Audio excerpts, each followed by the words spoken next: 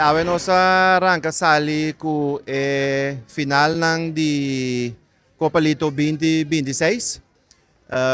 Nós também tem diferente wega mas, dus ainda tem diferente wega mas para outra categoria não. Dus awe tava até promete entrega de prêmio na 19 não. E depois dessa aqui, dia na Gutabine, semana Gutabine, nós também tem 3 dias mais de entrega de prêmio.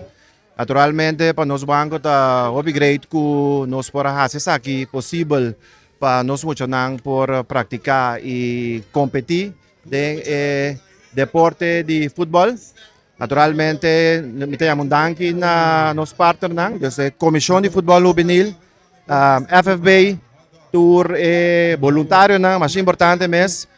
Nosso equipo, nosso líder e naturalmente maior que está 13 na yuna e também support na yuna de deporte que na. Agora que queda pendiente para a Liga MCB, durante o ano nós temos Liga MCB e nós temos Copa Lito, então queda pendiente para a Liga MCB, que está competência, que está warm-up para a Copa Lito 2027, então também queda pendiente para a MCB sua celebração de 65 anos. De parte de FFV, nós estamos sumamente contentos de outro final de I9, em categoria de Mucharan, nós estamos de I9. Nós, com a MCB, atrás junto para o bem-estar de Mucha e bem-estar do deporte de futebol.